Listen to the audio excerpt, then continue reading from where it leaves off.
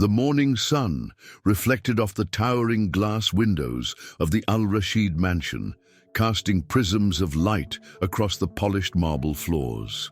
Khalid al-Rashid sat in the family's opulent meeting room, his gaze fixed on the intricate calligraphy adorning the far wall. It spelled out an oft-repeated mantra of his father's strength, legacy, honor. The words felt like shackles. At the head of the table, Hassan al-Rashid's commanding presence loomed. The patriarch of the family empire exuded authority, his silvered hair and piercing gaze a testament to decades of steering their billion-dollar oil and gas conglomerate. Khalid, his only son and heir, knew this meeting was yet another reminder of the expectations that burdened him. "Son," Hassan began, his voice steady but firm, "we have an opportunity that could define the next century for our family, a remote region in the Rub al-Khali Desert, vast oil reserves waiting to be tapped. The elders and I agree. This project is our future." Khalid shifted uncomfortably in his seat. He had heard about this project before, the exploitation of untapped resources in a desert region where nomadic tribes and small villages struggled to coexist with modern industry.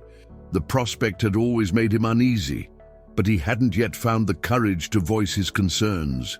"Will this disrupt the communities living there?" Khalid asked cautiously. His words were measured, but his father's sharp glance betrayed disapproval. "They'll be compensated fairly," Hassan replied curtly. "Their lives will improve with the infrastructure and wealth we bring, or their culture will be erased," Khalid muttered under his breath.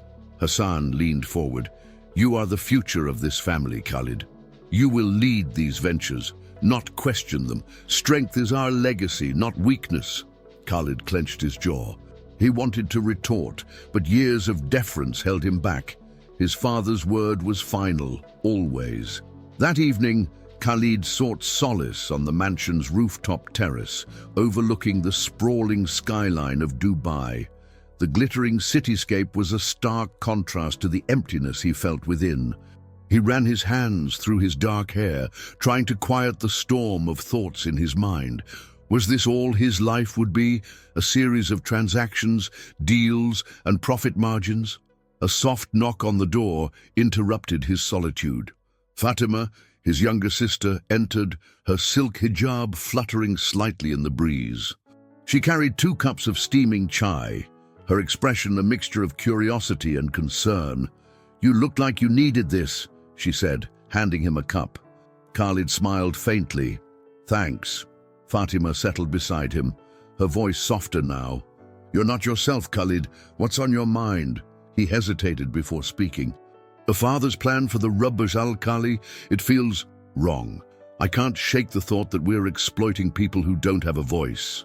Fatima sighed. "You've always had a heart for people, Khalid. That's why you'll be a great leader one day. But you know how father is. Challenging him isn't easy. Sometimes I wonder if I'm even meant to lead this family," Khalid admitted, his voice barely audible. Fatima placed a reassuring hand on his arm. "You'll find your way. Just don't lose yourself in the process." The following morning, Khalid joined his father and the board of directors in the company's downtown headquarters. Detailed maps and charts were spread across the conference table, showcasing the region in question. Engineers and economists presented projections of profits and infrastructure growth. "As you can see," an executive explained, pointing to a satellite image, "this project will unlock unprecedented opportunities for both the company and the region." Khalid's attention wandered to a cluster of small dots on the map, villages nestled within the dunes. He imagined the people who lived there, their lives uprooted by the machinery of progress. "Son," Hassan's voice interrupted his thoughts, "you'll travel to the region next week. I want you to see the potential firsthand." The room fell silent as all eyes turned to Khalid. He nodded reluctantly. "Of course, father." As the meeting adjourned, Khalid felt a sinking weight settle in his chest. This trip wasn't just about evaluating a business opportunity, it was about proving his loyalty to the family's legacy. But deep down, he knew it would challenge everything he believed in. The drive to the airport was quiet. Khalid stared out the window as the city faded into the horizon, replaced by endless stretches of desert. His father's final words before his departure echoed in his mind. "This is your chance to show me you're ready to lead." But Khalid wasn't sure he wanted to lead, not in the way his father expected. As the plane ascended, the glittering skyline of Dubai disappeared beneath the clouds, and Khalid wondered if he was flying toward clarity or deeper confusion. The plane's engines roared as Khalid descended into a small desert airstrip. The isolation of the place was striking. Beyond the makeshift terminal, the golden dunes stretched endlessly, broken only by clusters of humble clay houses and date palm groves. This was nothing like the towering skyscrapers or opulence he was used to. A jeep waited to transport him to the village. The driver, a middle-aged local named Omar, greeted him with a warm smile and firm handshake. "Welcome, Mr. Khalid," Omar said, adjusting his keffiyeh. "The elders are eager to meet you." Khalid nodded, thankful for Omar's straightforward demeanor. As the jeep rumbled along dusty roads, he observed the villagers going about their day, children chasing each other through the sand, women carrying water in clay jars, and men tending to goats. It was a life unhurried and deeply rooted in tradition. Arriving at the village's center, Khalid stepped out of the vehicle and was greeted by a group of elders, their weathered faces reflecting both curiosity and caution. They exchanged formalities, and one of the men, Sheikh Ahmad, invited him to a shaded tent where mint tea was served. The conversation was polite but guarded. Khalid could sense their unease about the proposed project. When he tried to address their concerns, Sheikh Ahmad replied carefully, "We have lived here for generations, Mr. Khalid. The desert is our life. It is not something that can be bought." Khalid respected their restraint, but couldn't ignore the tension. The visit left him unsettled. As the day wore on, he wandered through the village, seeking to understand more. That's when he heard the commotion near a small hospital building. Rushing toward the noise, he saw a group of villagers gathered outside, their voices frantic. Inside, a young boy lay on a cot, his breathing labored. A woman in scrubs, her hijab pinned neatly in place, worked swiftly to stabilize him. Khalid watched as she barked orders to an assistant, her calm demeanor under pressure both commanding and reassuring. The boy's mother sobbed quietly nearby, clutching the woman's arm. "Will he be okay, Dr. Layla?" Layla nodded, her voice steady. "We've managed to stabilize him, but he'll need rest and care. He'll be fine, inshallah." As the crowd dispersed, Khalid lingered near the entrance. Layla, noticing him for the first time, approached with an air of polite formality. "You must be Mr. Khalid," she said, her tone neutral. "I'm Dr. Layla. Welcome to our humble village." "Thank you," Khalid replied. "I couldn't help but notice your work just now. You're incredible." Layla smiled faintly, but didn't let her guard down. "We do what we can with the little we have, but it's not enough." Khalid hesitated before speaking. "Perhaps I could help." Her smile faded. "Help? Like your company plans to help by turning this place into another resource field." The sharpness in her words caught him off guard. Before he could respond, she added, "Forgive me if I sound blunt, Mr. Khalid. I've seen what happens when promises of progress replace the needs of real people. We don't need another savior. We need respect." Khalid opened his mouth to reply, but stopped himself. She was right to be wary, and he couldn't fault her for protecting what she cared about. As she walked away, Khalid stood rooted to the spot, the weight of her words sinking in. For the first time, he began to see his family's plans through the eyes of those they would affect. That evening, Khalid sat alone in a small guest house provided by the villagers. The simplicity of the room, a single bed, a wooden chair, and a lantern, was a stark contrast to his usual accommodations. He replayed the day's events in his mind, particularly Layla's words. She was unlike anyone he had ever met, fearless, compassionate, and fiercely protective of her community. And for reasons he couldn't yet articulate, Khalid felt compelled to understand her world better. The first rays of dawn broke over the village, painting the dunes in shades of amber and gold. Khalid woke to the distant sounds of life beginning anew, roosters crowing, children laughing, and the rhythmic calls to prayer echoing from a modest mosque nearby. He rubbed his eyes and sat on the edge of his cot, the simplicity of the moment grounding him in a way he hadn't felt in years. His thoughts wandered back to Layla. Her sharp critique of his family's plans had left a mark, not because it was hostile, but because it was true. He had always suspected that his father's methods weren't as benevolent as they were portrayed, but hearing it from someone on the ground had driven the point home. After a sparse breakfast, Khalid decided to immerse himself in the village's daily life. He began with the market, where vendors sold dates and spices and handmade crafts. Though hesitant at first, the villagers warmed to him as he showed genuine interest in their stories and struggles. He learned about their reliance on a fragile ecosystem, their traditions, and the generational ties that bound them to the land. In the afternoon, Khalid visited the small school. A group of children sat on woven mats, reciting verses and learning arithmetic from an elderly teacher. The classroom walls were bare, except for a few handwritten posters. Despite the lack of resources, the children's enthusiasm was infectious. One boy, no older than 10, tugged at Khalid's sleeve and asked in a shy voice, "Are you here to help us?" The question lingered in Khalid's mind as he stepped outside, the weight of his privilege pressing down on him.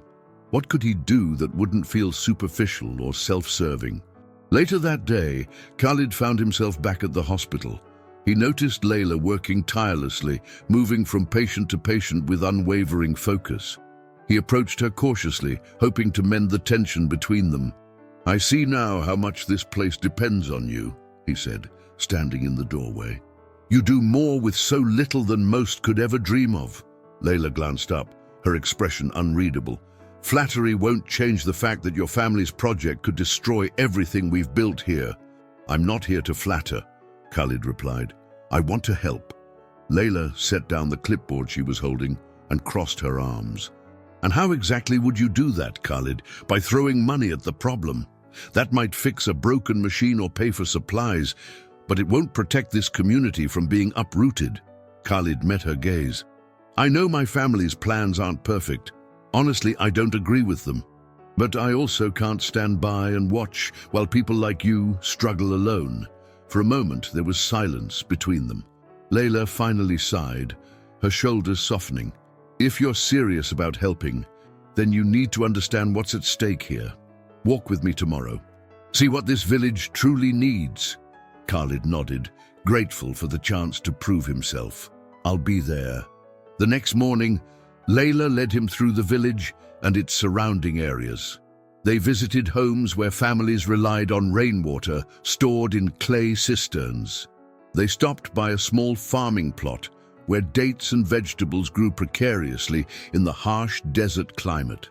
Khalid listened intently as Layla explained the delicate balance that sustained the community.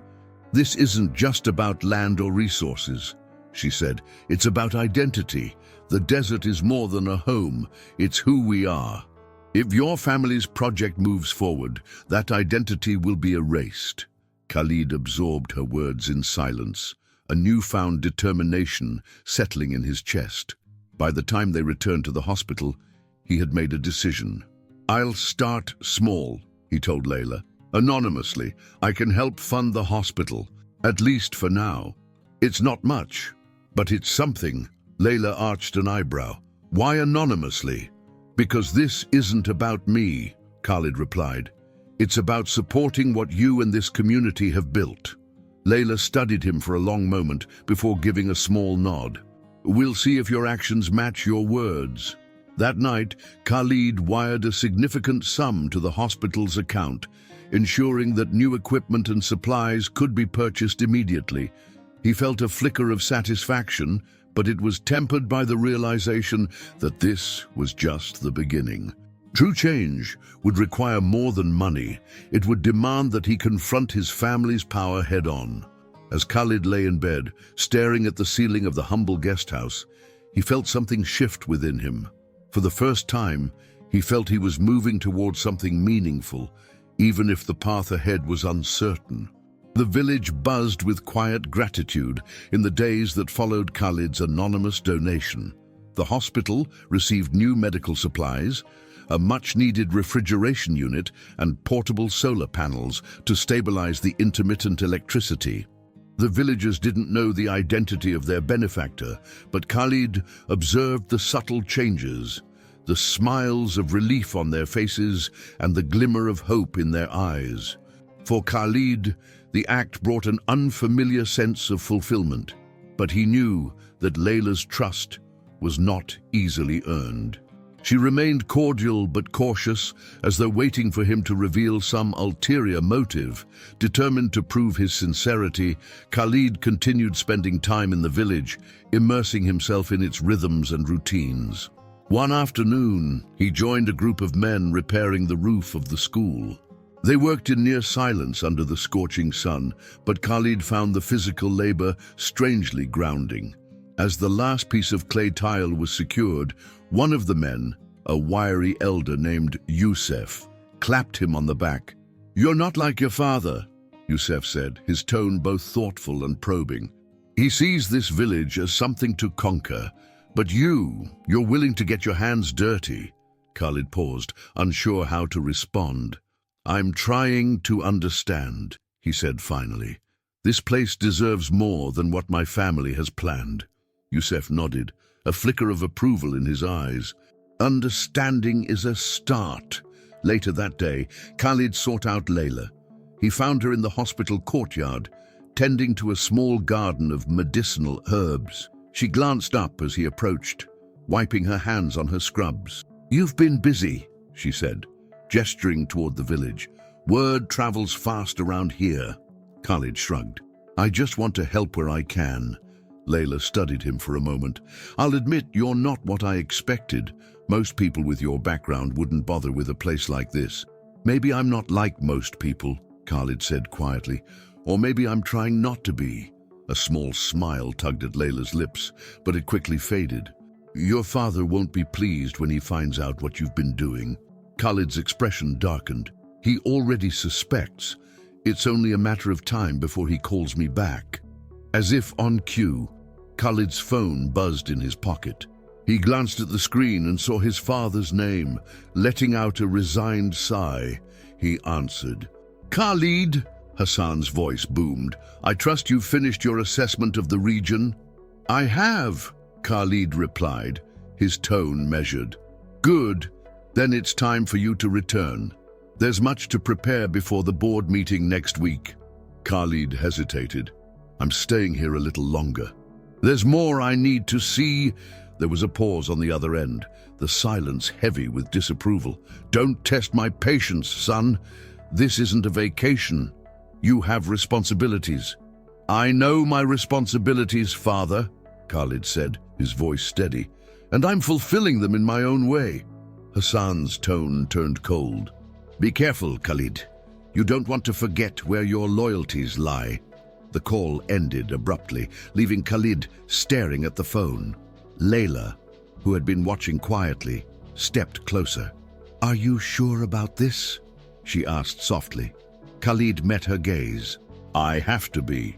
Over the next few days, the tension between Khalid and his family grew. Hassan's messages became increasingly insistent, demanding that he return to Dubai and cease his distractions. Khalid knew he was treading a dangerous line, but he couldn't bring himself to abandon the village or the people he had come to care for. One evening, as Khalid walked through the marketplace, he overheard a heated conversation between two villagers. They were arguing about the potential benefits of the project, with one man insisting that the jobs and infrastructure it would bring were worth the cost. "This project could save us," the man argued. "We can't keep living like this, struggling for every drop of water." "And what about our way of life?" the other man countered. "Do you really think they care about us? They'll take what they need and leave us with nothing." The argument left Khalid unsettled. Even within the village, there were fractures, people desperate for change, even at great cost, and others determined to protect their heritage. Khalid realized that any solution he pursued would need to address these divisions.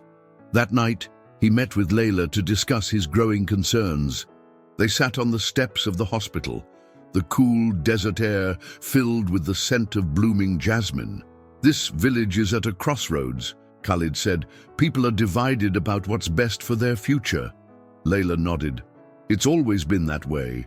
When you live on the edge of survival, every choice feels like a gamble." "Then how do we find a solution that works for everyone?" Khalid asked, his frustration evident. Layla sighed.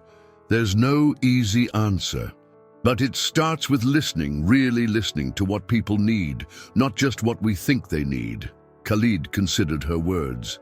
"Maybe it's time I stop trying to please my father and start focusing on what's right." Layla smiled, a flicker of admiration in her eyes.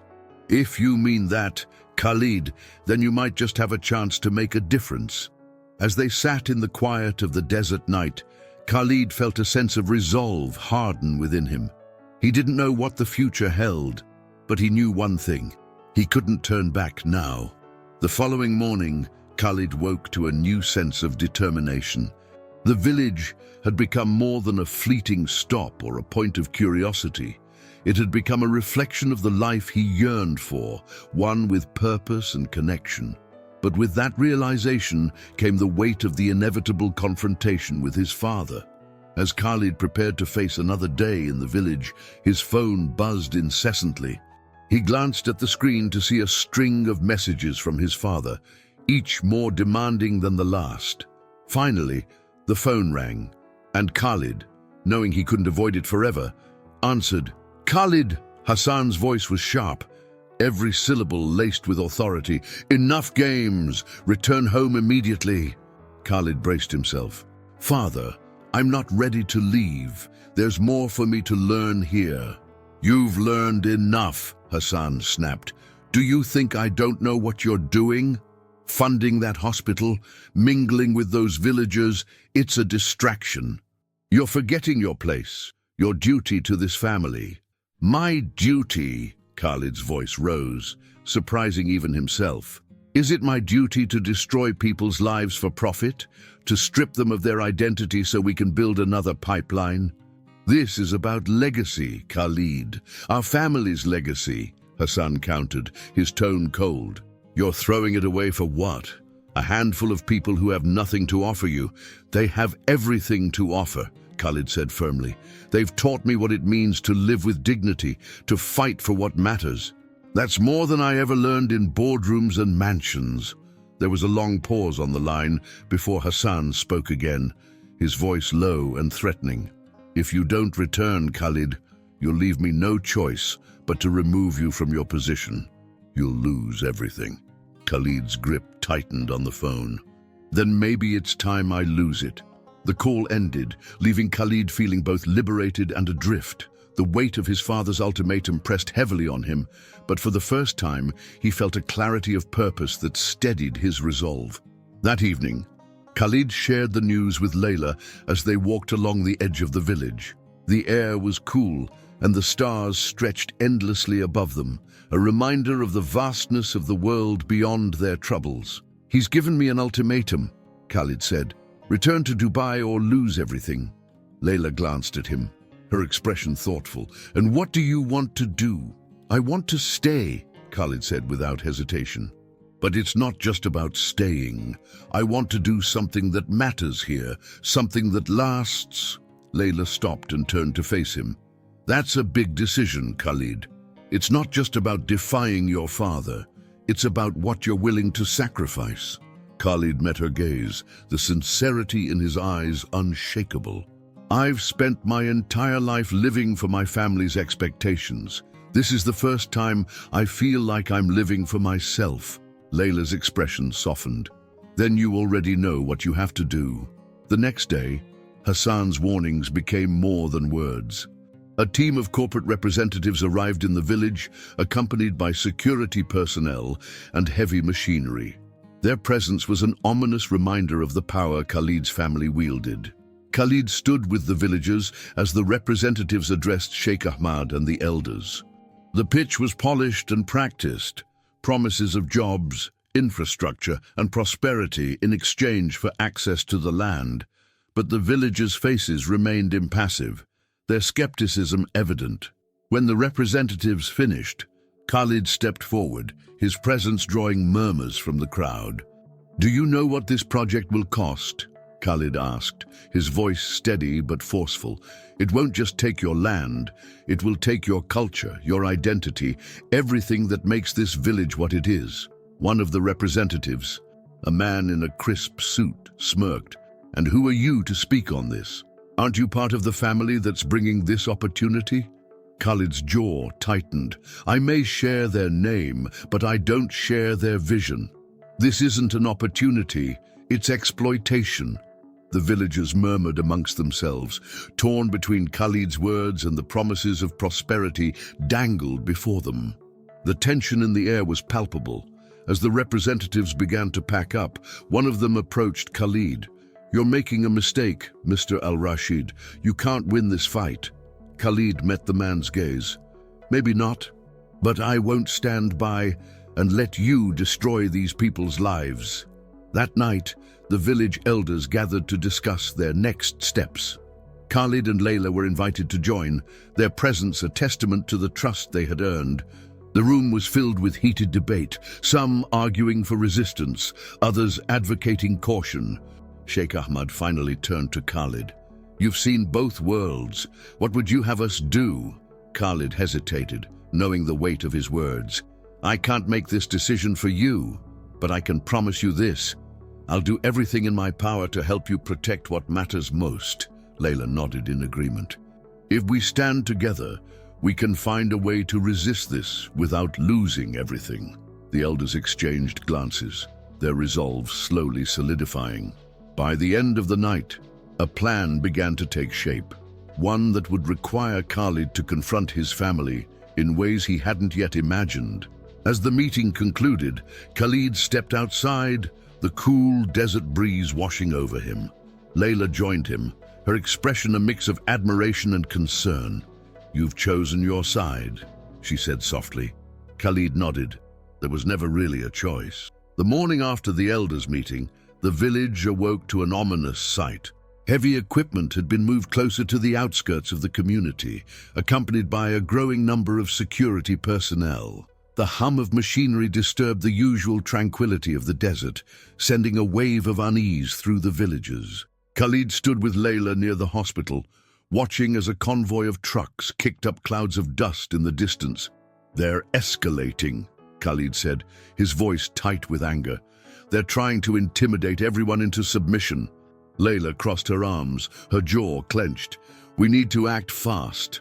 If they start construction, it'll be nearly impossible to stop them." Khalid nodded, determination hardening his resolve. "I'll speak with Sheikh Ahmad. We need to rally the village." As Khalid and Layla walked through the marketplace, they noticed the tension among the villagers. Conversations were hushed, and many avoided eye contact, fear etched on their faces. The sight only fueled Khalid's determination. This wasn't just about land, it was about preserving a way of life. That evening, the elders convened another meeting, this time in the central tent. The air inside was heavy with concern. Khalid addressed the group, his voice steady but urgent. "They're pushing harder because they think we'll give in," he said. "But we have strength in numbers. If we stand together, we can delay their efforts long enough to bring attention to what's happening here." One of the elders, a wiry man named Harun, shook his head. "And what happens when they send more security? What happens when they stop asking and start taking?" "We fight with what we have," Khalid replied. "Unity is our greatest weapon. If we let fear divide us, they've already won." Sheikh Ahmad raised a hand, silencing the murmurs of dissent. "Khalid is right. We must act with courage. But we must also act wisely. Violence will only lead to more suffering." The elders agreed to organize a peaceful demonstration at the village's entrance, blocking the equipment from moving further. The villagers would form a human barrier, sending a clear message of resistance. The next day, the village gathered at the designated spot. Men, women, and children stood shoulder to shoulder, their faces a mixture of resolve and trepidation. Khalid stood at the front with Layla and the elders, his presence a quiet reassurance to those who wavered. As the first trucks approached, the villagers held their ground. The drivers slowed, unsure of how to proceed. Behind the vehicles, a group of security personnel emerged, their dark uniforms and stern expressions a stark contrast to the colorful clothing of the villagers. One of the guards, a tall man with a clipped accent, stepped forward. "This is private property. You're trespassing and obstructing legal operations. Disperse immediately, or we will be forced to take action." Sheikh Ahmad stepped forward, his voice calm but firm. "This land has belonged to our people for generations. It is not for sale, nor for taking." The guard smirked. "That's not for you to decide. You've been compensated fairly. Now step aside." "No one here has seen any compensation," Khalid interjected, stepping beside Sheikh Ahmad. "You're lying to justify your actions." The guard's smirk faltered as he recognized Khalid. "Mr. Al-Rashid, I didn't expect to see you here. Surely you understand the importance of this project." "I understand enough to know it's wrong," Khalid said, his voice unwavering. "You have no right to force these people from their land." The standoff dragged on for hours, the tension thickening with each passing moment. Finally, the trucks began to reverse, unable to proceed without escalating the conflict. The villagers cheered quietly, their spirits momentarily lifted. That evening, Khalid and Layla returned to the hospital, exhausted but hopeful. As they sat on the steps, Khalid turned to her. "Today was a victory, but it's only a small one. They'll be back, and they won't be so patient next time." Layla nodded, her expression somber. "We need more than resistance. We need proof, something that will expose what they're doing here." Khalid thought for a moment before replying. "I might have access to documents that could help. My sister, Fatima, has always been supportive. If I can reach out to her, she might be able to get the information we need." Layla raised an eyebrow. "Are you sure you can trust her?" "She's my sister," Khalid said. "If there's anyone in my family who understands why I'm doing this, it's her." The following morning, Khalid placed a discreet call to Fatima. She answered almost immediately, her voice a mixture of relief and concern. "Khalid, I've been trying to reach you. Father is furious. What's going on?" "I need your help, Fatima," Khalid said, skipping the pleasantries. "The project in the Rabi al-Khali, it's not what they're claiming. I need access to any documents you can find that prove it." Fatima hesitated. "You're asking me to go against Father." "I'm asking you to do what's right," Khalid replied. "You've always supported me, Fatima. I need you now more than ever." There was a long pause before she finally spoke. "I'll see what I can do. But be careful, Khalid. You're walking a dangerous path." 2 days later, a courier arrived in the village, delivering an unmarked envelope to Khalid. Inside were confidential documents outlining the project's real intentions, plans to displace the villagers without adequate compensation and exploit the land with little regard for its environmental or cultural significance. As Khalid and Layla pored over the papers, the gravity of the situation became clear. This wasn't just about profit, it was about erasure. "We can use this," Layla said, her voice filled with determination. "This is the proof we need." Khalid nodded, the fire in his eyes burning brighter than ever. "It's time to bring this fight to the world." The confidential documents Khalid received weighed heavily in his hands as he sat in the quiet of the hospital's meeting room. The dim light from a single overhead bulb illuminated the damning evidence. Maps showing vast areas of land marked for exploitation, projections of profits gained at the village's expense, and memos that dismissed the community's concerns as minor inconveniences. Layla sat beside him, her lips pressed into a thin line as she flipped through the papers. "This isn't just negligence," she said, her voice steady but filled with anger. "It's intentional. They never planned to compensate the villagers fairly. They're treating this community like it doesn't exist." Khalid nodded, his expression grim. "It's worse than I imagined. If we can get this information out, it could stop them."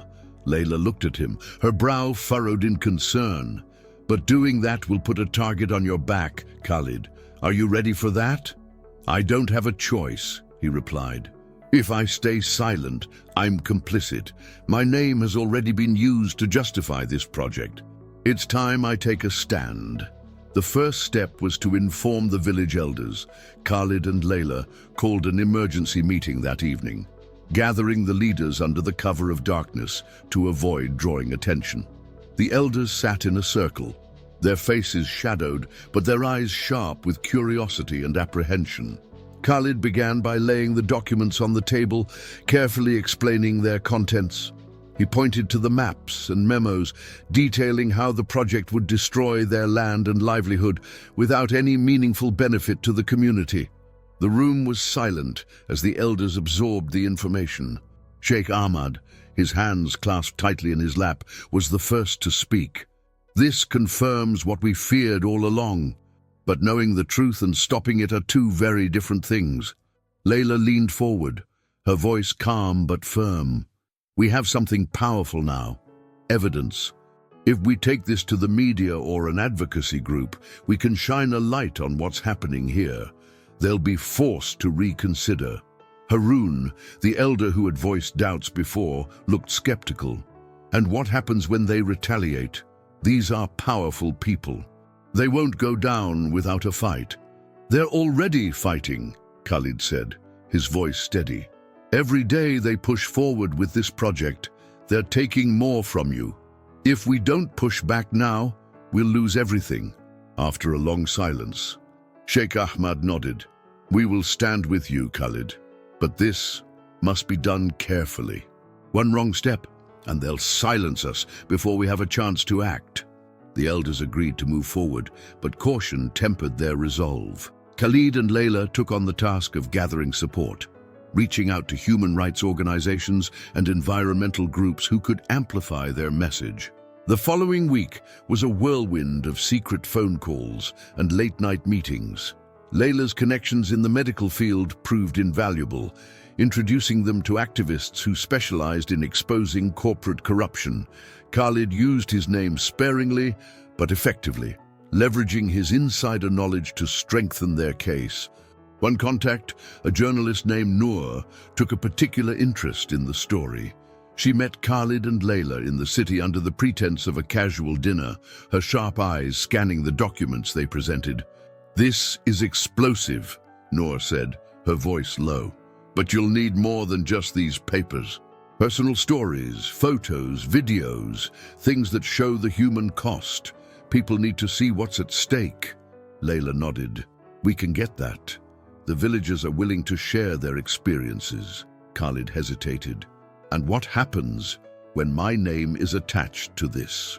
"My family won't take this lying down. They'll try to discredit you," Noor said bluntly. "But the truth is powerful, Khalid. If you're willing to take the risk, this could change everything." The decision weighed heavily on Khalid.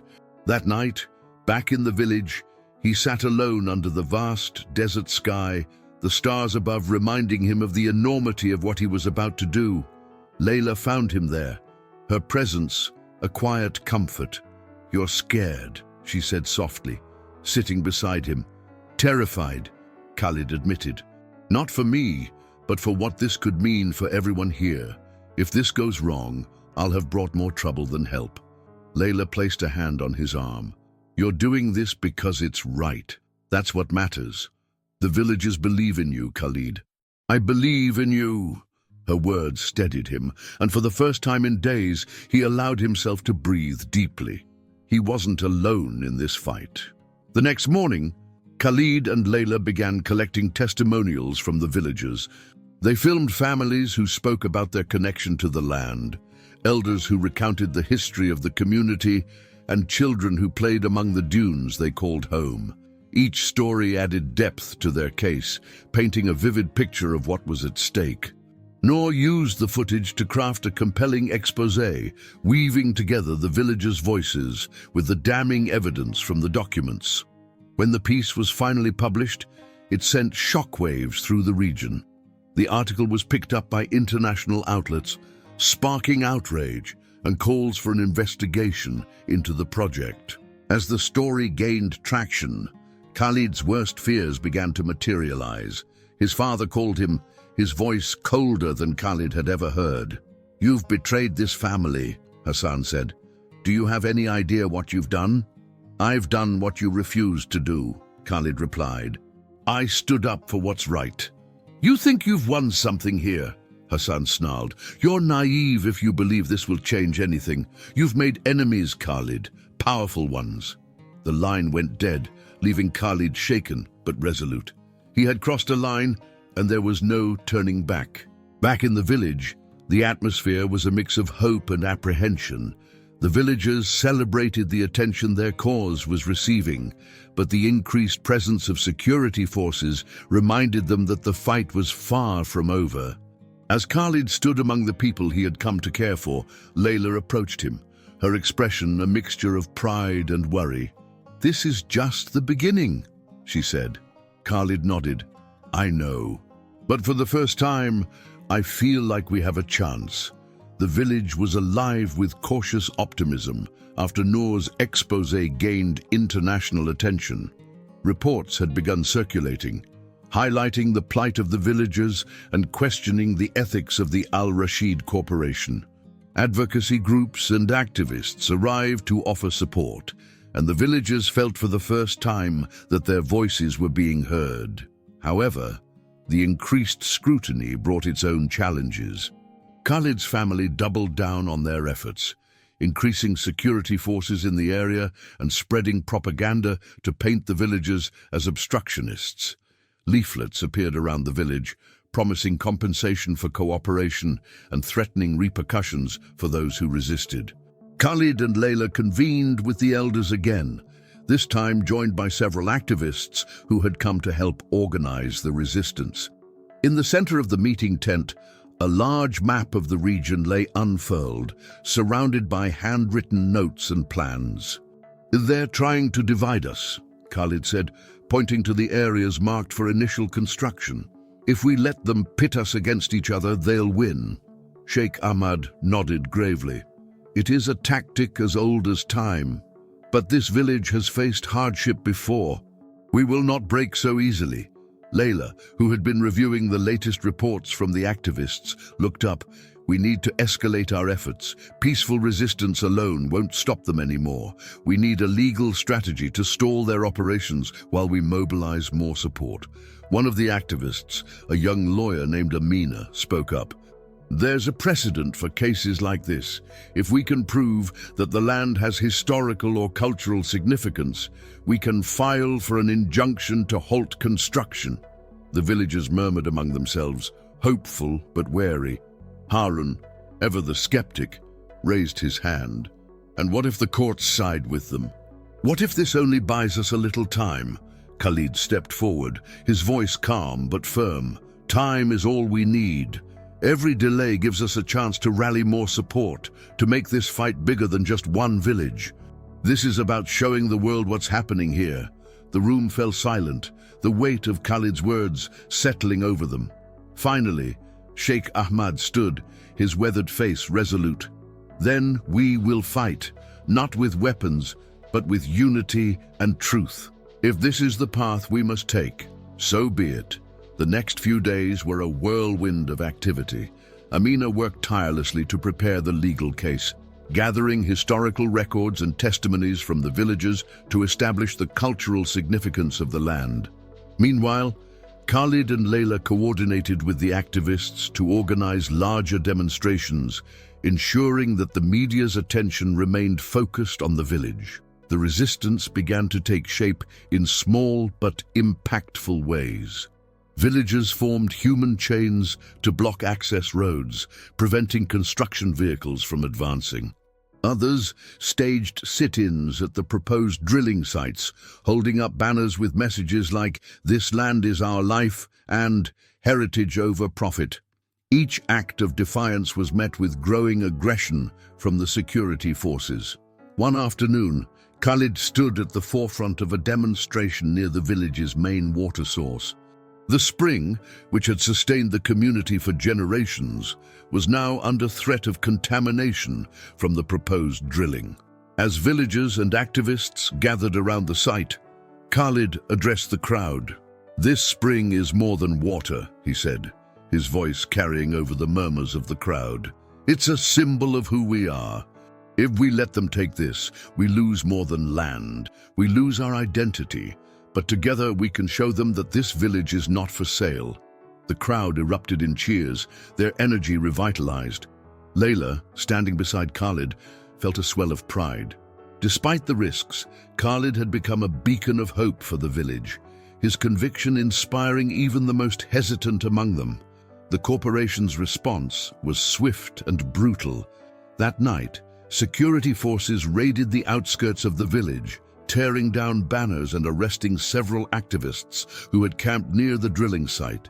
The village awoke to the sound of trucks rumbling through the streets, their presence a stark reminder of the power they were up against. Khalid and Layla rushed to the scene, where villagers had gathered in protest. The air was tense, the lines between the two groups clearly drawn. Khalid stepped forward, his hands raised in a gesture of peace. "This is our home," he said, addressing the security officers. "We are unarmed. We mean no harm, but we will not let you destroy what is ours." One of the officers, a stern-faced man in a black uniform, stepped forward. "This is your last warning. Disperse, or we'll be forced to take action." The villagers held their ground, their silence more powerful than any shouted slogan. Khalid's heart pounded as he stood at the front of the group, knowing that one wrong move could lead to disaster. The standoff continued for what felt like hours, the tension so thick it was almost suffocating. Finally, the officers began to retreat, their show of force unsuccessful in breaking the villagers' resolve. That night, Khalid and Layla sat by the hospital, their faces illuminated by the soft glow of lanterns. The events of the day weighed heavily on them, but neither was ready to give in to despair. "They're not going to stop," Layla said quietly. "Every time we push back, they'll push harder." "I know," Khalid replied, his voice steady. "But they're underestimating us. They think we'll crumble under the pressure, but we're stronger than they realize." Layla looked at him, a flicker of admiration in her eyes. "You've changed, Khalid. When you first came here, you were a man running from your responsibilities. Now, you're someone people look to for hope." Khalid smiled faintly. "Maybe it's because I finally found something worth fighting for." The quiet moment was interrupted by a knock at the hospital door. Amina entered, holding a stack of papers. "We've filed the injunction," she announced. "It's not a guarantee, but it's a start. The court has agreed to review the case." Khalid and Layla exchanged a hopeful glance. It wasn't a victory, but it was a step forward, a chance to keep the fight alive. As the village settled into uneasy rest, Khalid stood alone under the stars, the weight of the battle pressing down on him. He knew the road ahead would be long and fraught with challenges, but for the first time, he felt certain of his path. He wasn't just fighting for the village, he was fighting for a future he could believe in. The days following the injunction filing were a whirlwind of anticipation and anxiety. The village braced for the corporation's retaliation, knowing that they had challenged a giant. Media coverage intensified, with journalists arriving to document the struggle. Advocacy groups amplified the villagers' voices, sharing their stories on a global scale. Khalid felt the pressure mounting. The spotlight on him as the renegade heir brought scrutiny, not just from his family, but also from critics who accused him of hypocrisy. His resolve was tested daily, but every moment spent with the villagers and Layla reminded him why he couldn't give up. One morning, a courier arrived at the village with an official court notice. The injunction hearing had been scheduled for the following week. The news brought a mix of relief and urgency. The villagers had a chance, but the window to strengthen their case was rapidly closing. Khalid and Layla worked tirelessly with Amina and the activists, gathering final pieces of evidence and preparing witnesses to testify. The elders, once hesitant, now stood united, their voices carrying the weight of generations of history. But Khalid knew the real challenge lay ahead, facing his father. The day of the board meeting arrived, and Khalid made the decision to confront Hassan in person. He had avoided returning to Dubai for weeks, fearing what awaited him, but now it was unavoidable. He needed to make his case directly to the people who held the power to stop the project. The Al Rashid corporate headquarters loomed over the city, a gleaming skyscraper that symbolized wealth and dominance. Khalid's heart pounded as he entered the boardroom, the familiar opulence feeling almost foreign after his time in the village. Hassan sat at the head of the table, his expression a mask of controlled fury. The board members whispered among themselves as Khalid took his place at the opposite end. The tension in the room was palpable. "Khalid," Hassan said, his voice cold and clipped, "you've made quite a spectacle of yourself. What is the meaning of this?" Khalid met his father's gaze, refusing to waver. "The meaning is simple. This project is wrong, and it needs to stop." A murmur spread through the room. Hassan leaned back in his chair, his eyes narrowing. "Do you understand what you're saying? This is more than a business venture. It's our legacy. It's a legacy built on exploitation," Khalid shot back. "You've convinced yourself that profit justifies everything, but you're destroying lives. The village, its people, their history, it's worth more than any pipeline." Hassan's voice rose, his composure slipping. "And what do you think you're accomplishing with this defiance? You've embarrassed this family, jeopardized our reputation." "I've fought for what's right," Khalid interrupted. "Something you've forgotten in your quest for power." The room fell silent. Hassan's glare was icy, but Khalid held his ground. One of the board members, an older woman named Mariam, cleared her throat. "Khalid, you've made serious accusations. Do you have evidence to support them?" Khalid nodded and pulled out the documents Amina had helped compile. He handed copies to the board members, each packet containing detailed reports, photographs, and testimonies from the villagers. As they read through the materials, the murmurs grew louder. "This isn't just about the land," Khalid continued. "It's about the lives we're destroying in the name of progress. We have a responsibility to do better." Mariam looked up, her expression thoughtful. "The evidence is compelling. Perhaps we should reassess." "No," Hassan cut in, his voice thunderous. "This project is essential. Khalid's actions are nothing more than a naive rebellion. He doesn't understand what's at stake." Khalid clenched his fists. "What's at stake is our humanity, Father. If you can't see that, then maybe you're the one who doesn't understand." The confrontation escalated, the room buzzing with tension. Khalid knew he had made his point, but the decision ultimately rested with the board.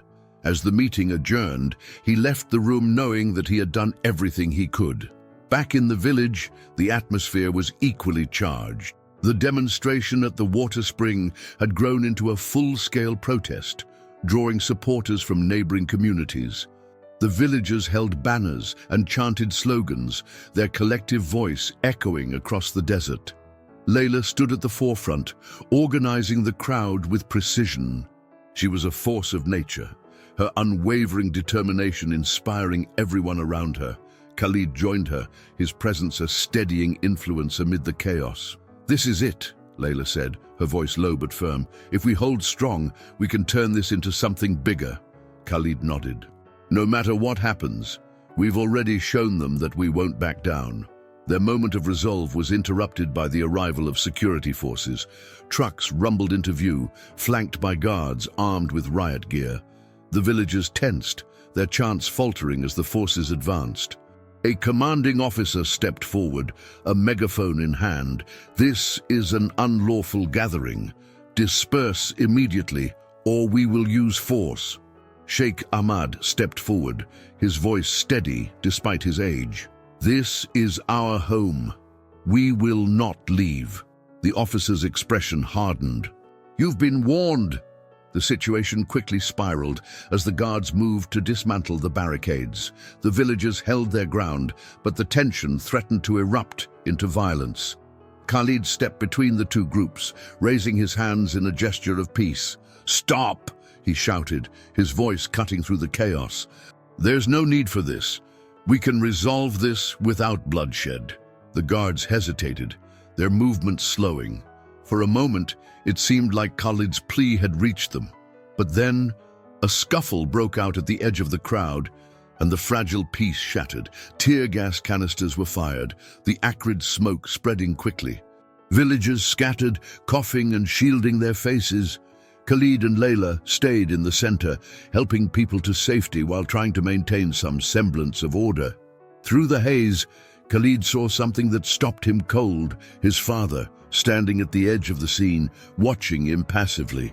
Their eyes met, and for a fleeting moment, Khalid thought he saw a glimmer of doubt in Hassan's expression. But then Hassan turned and walked away, leaving Khalid to face the chaos alone. The aftermath of the confrontation was devastating. Several villagers were injured, and the hospital overflowed with people seeking treatment. Layla worked tirelessly, her exhaustion evident but her resolve unbroken. Khalid sat outside the hospital, his head in his hands. The fight had taken its toll, but he couldn't allow himself to give up. The court hearing was only days away, and it represented their last chance to stop the project. As he stared into the night, Layla joined him, placing a comforting hand on his shoulder.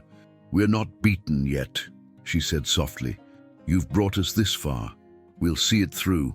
Khalid looked at her, the weight of her faith in him both humbling and empowering. "I won't let them take this from us," he said. "Not now. Not ever." The morning of the court hearing arrived with an uneasy stillness. Khalid stood in the center of the village, surrounded by the people who had become his family. The wounds from the confrontation days earlier were still fresh: bandaged arms, limping steps, and quiet determination. But the villagers refused to let their pain silence them. Layla stood by his side, her presence steadying him as they prepared for the trip to the city. She held a satchel filled with evidence and testimonies, their hopes for justice encapsulated in papers and photos. Khalid looked at her, his voice low but firm. "We've done everything we can. Whatever happens today, I'm grateful for you." She met his gaze, her expression softening. "You've shown this village what it means to fight for what's right.